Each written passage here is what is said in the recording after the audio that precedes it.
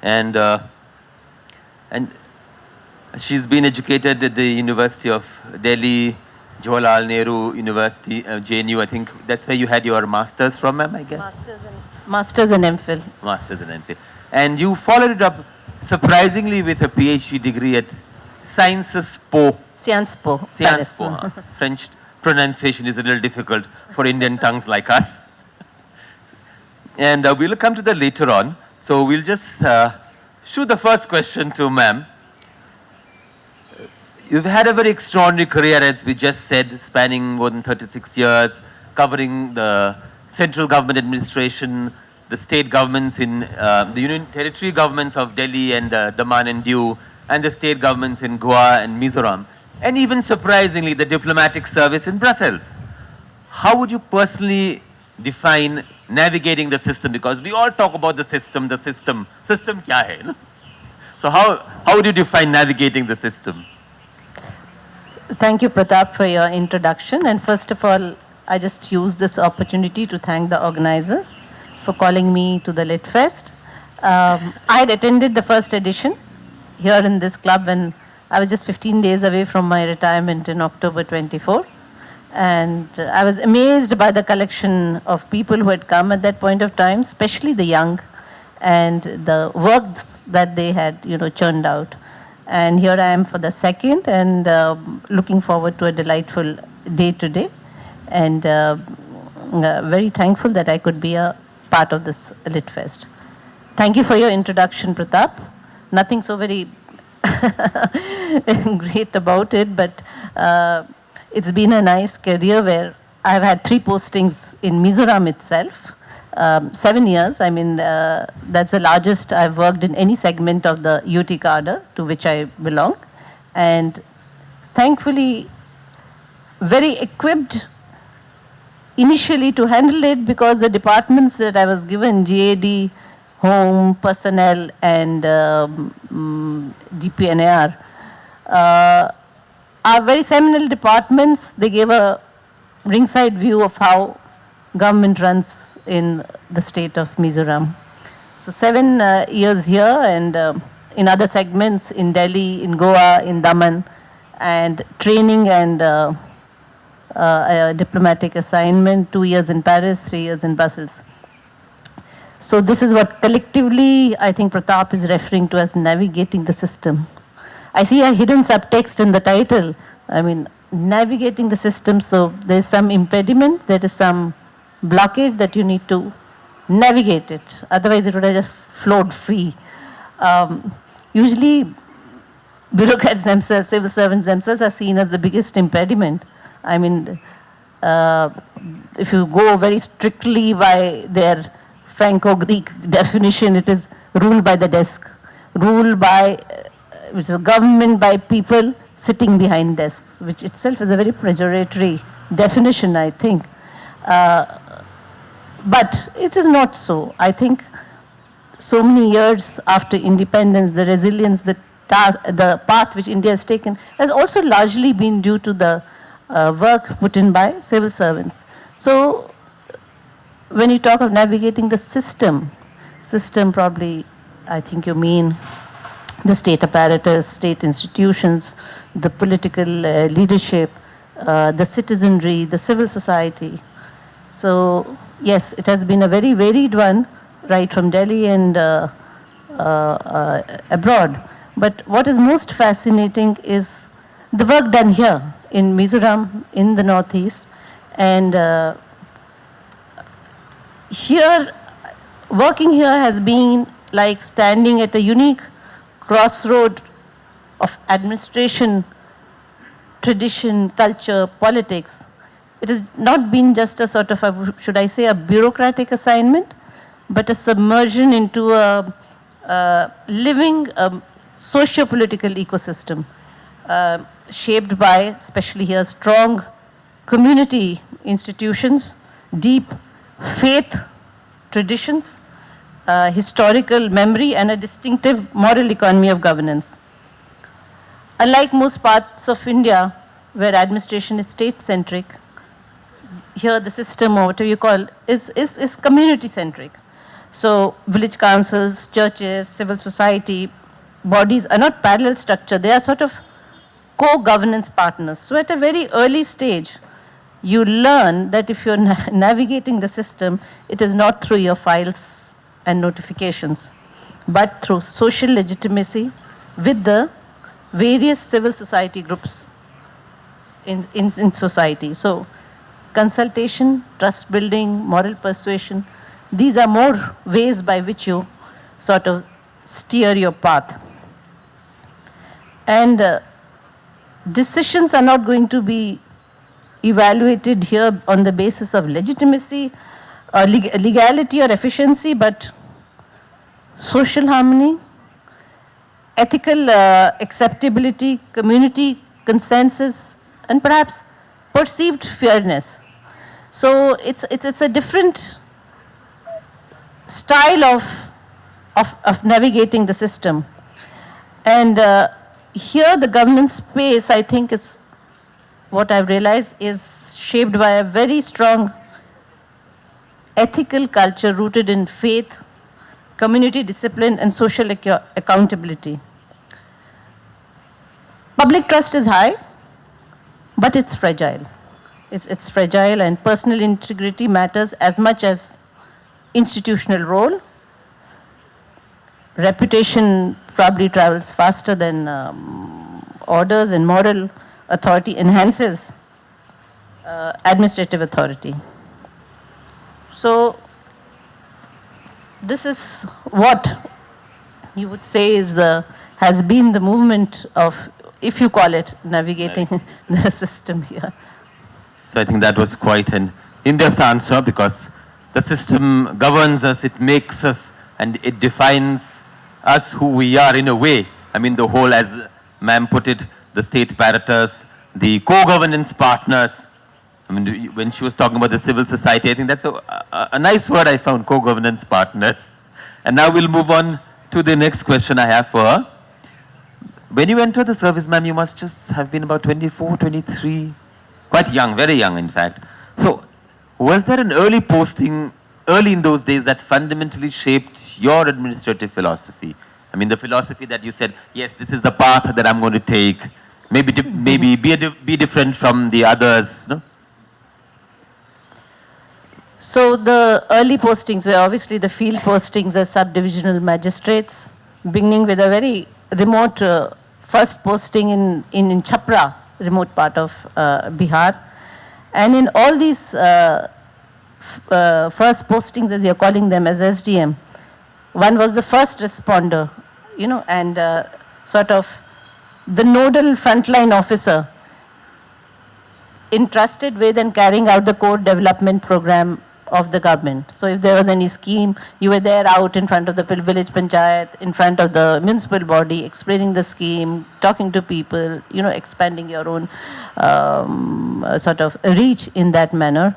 And I had some very excellent early postings as secretary in DMC, where saw the efficiently run municipal services in Lutyens, Delhi, as a district magistrate in Daman, early postings in Goa and Daman I already mentioned.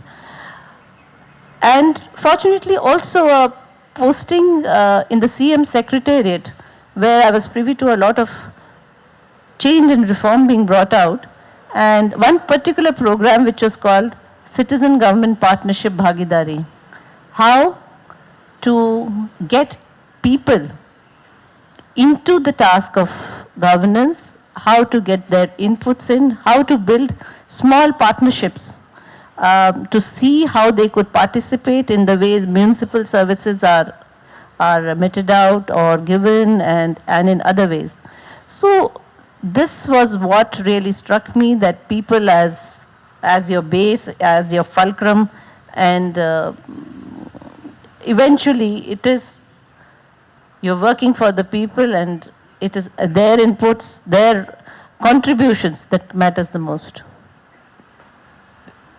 You briefly talked about working with Sheila Dikshit during her transformative years. Now, one thing we have to grant is, I mean, it was, I think, during Sheila Dikshit's tenure as Chief Minister that the whole redevelopment program of Delhi started in a way because we also started to have money. I mean, because of the liberalization of the economy, we had some money coming in, and that money had to be put in at least for redeveloping the capital.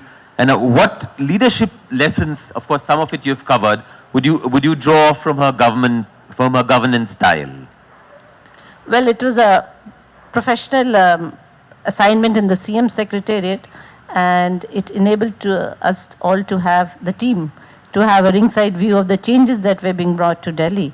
And that was a time of major changes, the Supreme Court order of changing the entire public transport system to CNG, removing polluting industries from the capital, getting your whole system of roads and flyovers into place, expansion of the metro system, changing the property tax thing, and the scheme that I mentioned, the Citizen Government Partnership Scheme.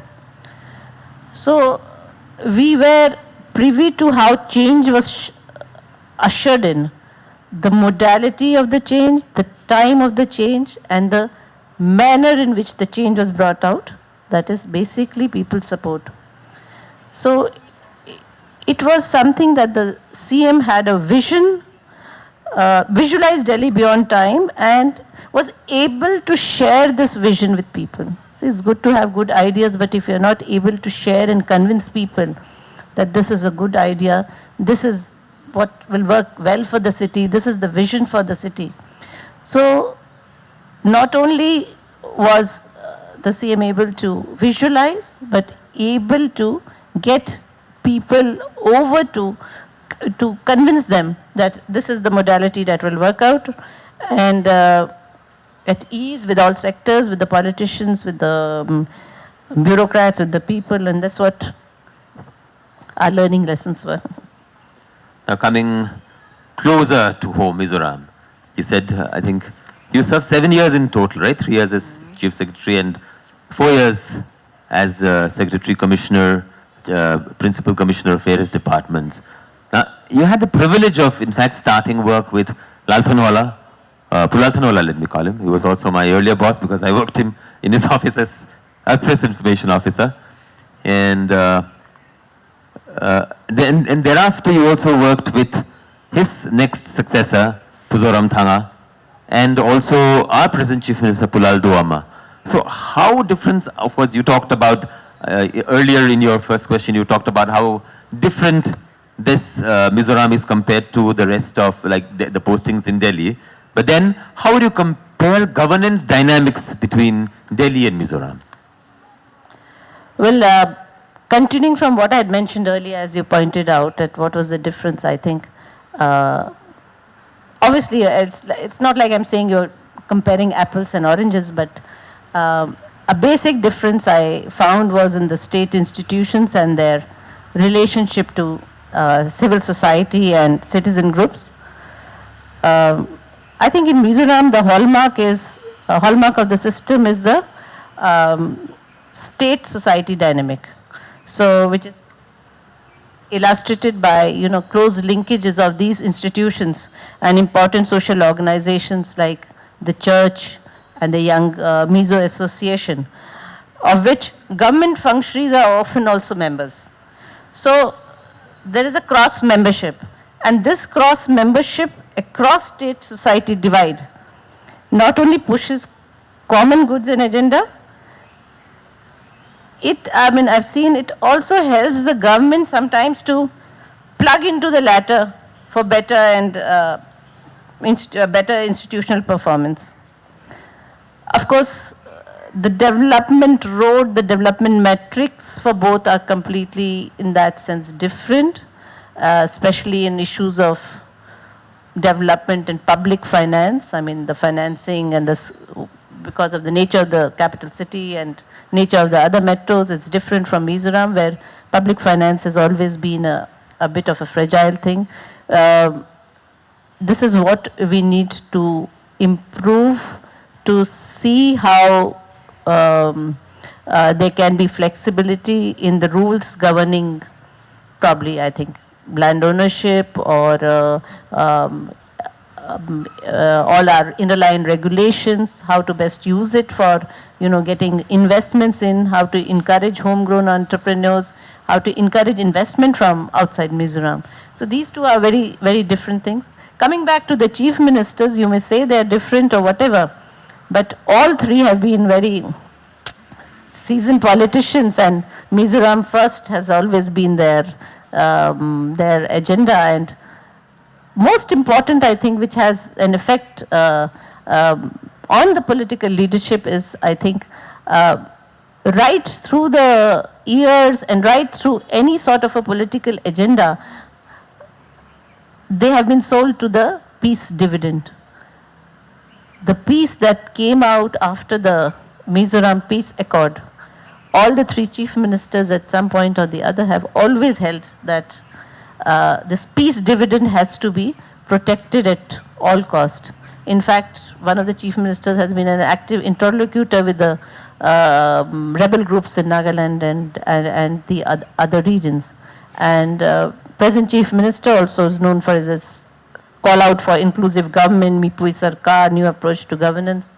Now you said the difference in working with them. Of course, I had, as you might recall, certain hiccups, some hiccups at the time when I had to take the charge of the chief secretary and my perceived role in that, but that was also soon sorted out and we were able to move ahead. I think once you had the trust of the leadership, which is very essential, that you're here to do I've heard the story and I'll keep it to myself, ma'am, of how well you handled the hiccup. The hiccup.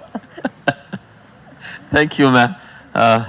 Moving on, I mean, even I'm also a government servant and she's a retired government servant. As government servants, we work under a lot of pressure.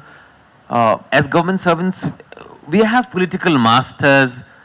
So very often the question of ethics, an ethical dilemma often crops up, So in that, taking that into account, have you ever, I mean, you must have faced a situation. So can you talk about a situation where legal correctness, political direction, and public sentiment pulled you in different directions? And how did you manage that? I think that's easy to say. That was I think, the most unpredictable COVID time where everybody had a different story about how there was a great puzzlement across society, health professionals, families, caregivers, advice of governments, people going homeward bound and being stopped in their tracks, and nobody having the right answer, and everybody also frightened with the way things were turning out, with the deaths happening, with the hospital beds not being there. And my own personal story, how in this time I also got suspended and was taken back later on, and that was a different personal story. But that was a time I think I saw maximum what you call, push and pull, and people not also knowing what to do. And you had people coming to you because you were in positions of authority, perceived positions of authority, asking for help, asking for an entry into a hospital, to a hospital bed, saying they wanted the flight home, train home, walk back home. It was difficult times. I think that was the time, I would say, falls into this period when you say everything had a different pull and push to it.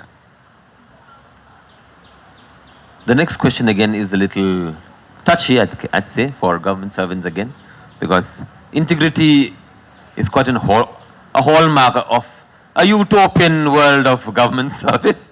But anyway, we'll talk about it. So integrity is often spoken about, but rarely unpacked. What does administrative integrity mean in practice according to you? See, I don't think there is something called administrative integrity and something called integrity. I mean, integrity is integrity. You need to be honest. Administrative integrity more in the terms of not only being honest, but also being perceived to be honest. But integrity is not just honesty. For a civil servant, integrity goes much beyond that. It is, I would say, simple things like also keeping time, keeping decorum, keeping a dress code, keeping, it goes down to, because you are a very, very, you're an actor who's in the public field. So you're living in a glass house. you have to set an example. You have to move by example. It is a trust that, that has been endowed on you, that you have to do this work, and this is the trust with which you move forward.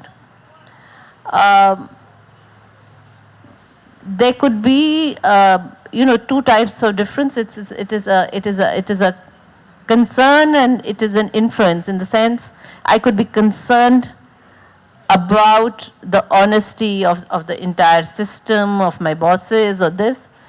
But what is the influence zone on which I can work? And I should concentrate on that. It cannot be some people just sit back and say, oh, you can't change the world, you can't change the whole state or the whole society. Okay, what are your spheres of influence? These are your juniors, these are your colleagues, you can at least work on that. So you have a particular pattern to go through. Public perception is a very important thing that we keep hearing when we talk about civil servants and their functioning. And let me tell you, it is mostly correct. If the people say this fellow is corrupt, it is usually that the person is corrupt. It is usually that he's been taking money. You can't take money and the world not know about it. So in that sense, it is very transparent, I feel, a person who has no integrity or a person who's corrupt. In a way, one can smell dry fish. Okay. You, ma'am, as I said, as we talked about, you worked here, Delhi, different state government administrations, and here you talked about how unique the society is. And a lot of government's programs, schemes are successful because there is a citizen engagement, citizen participation. I mean, a lot of initiatives here would not be possible for the government to be successful unless there was a unless we had very robust citizen sort of engagement, which unfortunately doesn't happen in the other states, bigger states, So they're least bothered. I mean, they'll say everything, leave it to the government, but the government cannot do everything on its own. It needs citizen participation, especially for things like cleanliness, bigger programs like, I mean, since the train opened up, we've been seeing, we don't need to do our tourist promotion because we have a lot of vloggers. I think the tourism department is saving a lot of money for the publicity. Once the train reached here, I mean, we didn't need to advertise ourselves at all. Within just a few months, we had more than 100% increase in tourists. They admire the traffic discipline, the cleanliness, the civic sense. I mean, Better India was running a couple of stories about our civic sense and all, which is missing in the bigger states, So, I mean, it might be a little difficult for you to answer, but how would we teach people in the bigger states the citizen engagement, working with the government, that, I mean, you can draw a parallel from your 7 years of experience here, I would say the base was also formed. I was involved in two very, very path-breaking urban governance initiatives. One I've already mentioned to you, the Citizen Government Partnership, which won the UN award in 2005. The Bhagidari thing, yes. In Delhi. In Delhi. And, the award itself mentioned three things: given for transparency, increasing transparency, accountability, and responsiveness in public service. So this is what citizen engagement was aimed at. This was the first initiative which I had the fortune of being fortunate to be engaged with. And second was the redevelopment of Chandni Chowk. Two very, very different initiatives, but both built on the fulcrum of citizen engagement. I think it helped that otherwise I'm a trained political scientist, so I wear two hats. And when the citizen engagement thing came, you asked how it is done here or there or in your 7 years. It really puzzled me because, right since school in our civics book, we hear of people's participation. So I said, I've been made in charge of this program. What is people's participation? Do I come up to you and say, please come and help the government? How do you work it out? How do you put it into a system of, how do you translate this aspiration into a project? And that was what was the most difficult part. But I think what helped me was my social scientist background, that I was able to work out the permutations and combinations and how to go about in that thing. Now, where Chandni Chowk redevelopment was concerned, I don't know, many of you know about the old walled city of Delhi. It's in a state of disarray, and past so many attempts for redevelopment have failed because there are too many stakeholders, too many departments, and nobody can move forward. So the High Court, in one of their rare things, decided there will be a chief nodal officer. I was made chief nodal officer for the initiative, and there I was right plonk of the middle of the most populous and most rich, I should say, trade area of Delhi, not knowing what to do. So I said, okay, let's have a meeting. Who's involved? We ended up with 47 trade groups and 32 departments. Multiplicity, just see the multiplicity of people involved. Leaving aside the NGO, somebody was the rickshaw Sangharsh leader, he was leader of the rickshaw people, he was the leader of the three-wheeler people, means all applying on this, because it's a very commercially rich area. So in a span of 3 years, I must have taken around 60 meetings with all these stakeholders, and we were able to get decisions across the board and move forward without even one day closing the markets. And we redeveloped, I was only able to do phase 1 of it, but it was really appreciated in the sense that we moved through a difficult thing. So it is not in that sense impossible getting this kind of citizen engagement into practice, because people are wanting it. It's not as if it's an alien thing that we are saying from the top, this has to be done. And it really helps because the assessment of your requirements, you may be totally off the mark, otherwise, you know, what is this? The schemes usually based on poor statistics, having nothing to do with the perspective of the person who's going to be affected by it. So all this people-centric design leads to a co-ownership of the project. And therefore, citizen engagement, I think, is very, very important, and at the end becomes a fulcrum of your moving ahead with anything. I think you made a very important point there, but more needs to be done. I think the way our civic sense, especially, we need but to... But civic sense here in Mizoram is so good compared to the other parts of... It's good. I was and talking then we about... need to be congratulated. I was talking about the larger part. Lovely. That's really... And people comment on it. As soon as they come here, they... I think there was an item just last week that how the train from Assam to Mizoram is being maintained and being kept so clean. I know, but it's a really... Now we'll come to the last few questions that we have. This year is actually the 40 years since the Memorandum of Settlement, the one we call the Mizoram Peace Accord, was signed. And your PhD work examined this Memorandum of Settlement, which is often talked of as a landmark in India's conflict resolution history. What drew you to this subject? And I'll add one more question to that. What lessons can today's policymakers learn from the peace process? Because today, again, I shouldn't be saying this, but parts of the Northeast are again quite fractured. How do we bring in, or what lessons can be drawn from the peace agreement that was signed that has brought more than 40 years of peace to Mizoram? So the first part of your question, I would say, how can you be in Mizoram and not smell the peace and not know about the peace? You know, it's all there, the peace dividend. And but frankly, I mean, it goes back. My first posting, I still remember, was in 2011. It was 13th June, and I had come to join this 23rd state of the Indian Union and looking forward to all the administrative challenges. 13th June, and very soon, 2 weeks after that, was 30th June, Remnani. And it was a silver jubilee celebrations of the Remnani. And I, looking after GAD with just 15 days of having joining Mizoram government, I was organizing the function. And the function, as you all know, many of you know, starts from 10 in the morning and goes on till very, very late in the afternoon with a lunch break and everything. So this is the first time I was seeing this kind of a long function. And I had a phone call from the MHA regarding some other matter.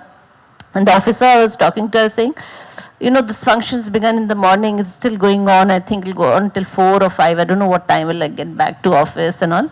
So that that officer who was looking after internal security snapped at me and said, you should be grateful you're in a place like Mizoram where there's peace.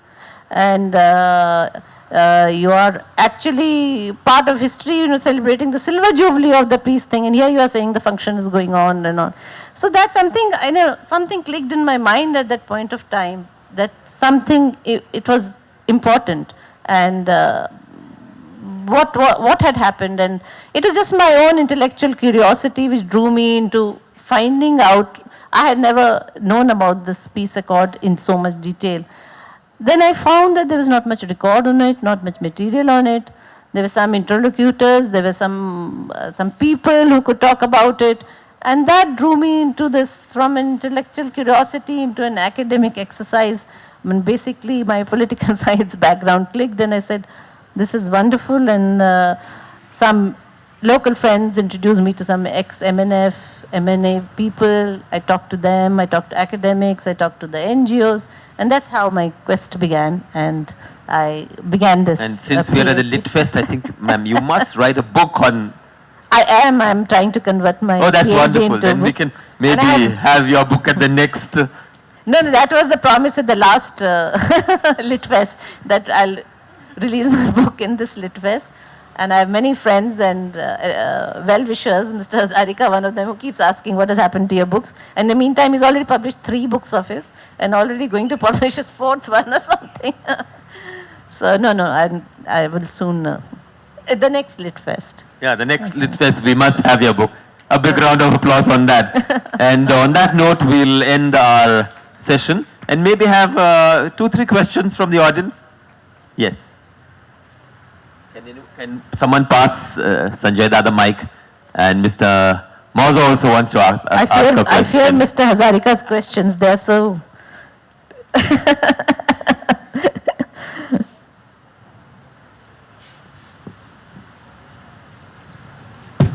Yeah, actually I have 2 questions. The first is, the biggest challenge before Mizoram is not peacekeeping, it's finance. Public finance. Public finances. It's because Mizoram, like most of the northeastern states, barring Assam, raises virtually no resources of its own. It's completely dependent on EAP, external aided projects, or on the government of India, more GOI than EAPs. And the one source of revenue that could be at least generate some income is barred by not by law, but certainly by public sentiment and the church and so on. That's one, the prohibition issue. That's one. The second is, I think one of the biggest challenges you faced while you were chief secretary, because I happened to be coming back and forth at that time, was the fact that you were really the point person for the Ministry of External Affairs because of the crisis in Myanmar, and you had thousands of refugees streaming into Champhai and so on, and you had to deal with the very critical issues handling, not just the refugees, but the Ministry of Home Affairs, External Affairs, the Myanmar Army, the Indian Army. So talk to us a little bit about that, as much as you can. I'm not saying state secrets, but at least that would be interesting. But I think the first issue of the lack of finance is really something that hurts a lot of the northeastern states. Thank you. That's what Pratap mentioned, differences between Delhi and working in Mizoram. So one was the social structure that I talked about. And the other, I mentioned public finance. I said we need to do something very seriously about that. We even had a very progressive investment policy, I remember. It had been just released at the time when I had left. I do not know whether there are many people who have since that investment policy come back and invested. But yes, definitely that is a point which is needs to be seen. And I had also mentioned that we need to do something about our regulations regarding probably have a look at it, relook at it, the land, entry of people, investments, and also this thing which government had begun about encouraging homegrown entrepreneurs, how to channelize them into it. But you know, this being a special category state, beyond a point, there are no finances, and it's always a struggle, it's always an interface with the Ministry of Finance, and we are almost living out of central government funds. This is a serious issue, and even before I was Chief Secretary, one of my earlier postings in Mizoram was as Finance Secretary. So I know how grave the situation is, and how much the government, you know, sort of from month to month, ways and means and all, it's calculating, and it just continues. The second thing you mentioned, yes, it was a very, what should I say, a very tense time, those 3 years, because of our international borders. It began first with the state borders also. We had some issues with the neighboring states which had to be, you know, seen, and which had to be, you must realize that in remote places, in borderland places, there's a lot of also internal vigilantism going on with student groups, with certain NGOs, and things have to be sort of also evened out by giving the right response at the right time. But we had a lot of issue with the coming in of the migrants, and a lot of camps which had been set up, and we didn't have money for the food, didn't have money for the relief measures, and we were also working with the MHA on certain directions of the central government regarding closing down those borders, fencing them, and the situation only worsened because at that point of time there were also many flashpoints where actual bombing and actual casualties were happening. We also had, at that time Mr. Hazarika had come in, I think he had written an article about it in the papers also, how certain groups of the Myanmaris themselves had come into the Indian part, and in a way we had to save them, to send them back before they got lynched by large groups of crowds. So yes, this has been a sort of one of the most taxing parts as an administrator on how to go about the issue, and I see that the problem is still there, though I think the numbers have now petered off. And I don't know whether the elections which have taken place will have any sort of impact on them not coming, but yes, it is an issue which continues, I must admit. I think Mr. Moza wanted to ask a question. I think it's on, sir. Good afternoon, ma'am. I understand that you have served New Delhi, Goa, and Mizoram. So I would like to know your experience in Goa, navigating the system, both the administrative and the political and all the systems that you have experienced while in Goa. Yeah, I am from Goa, so I am more interested in your experience while in Goa. Goa, I have had 2 assignments as Director of Education and as Commissioner of Excise and Sales Tax. So, excise and sales tax, we had a lot of strenuous time That doing must a have lot been of. difficult. I was a young officer, so I did a lot of raids, which was not appreciated at all.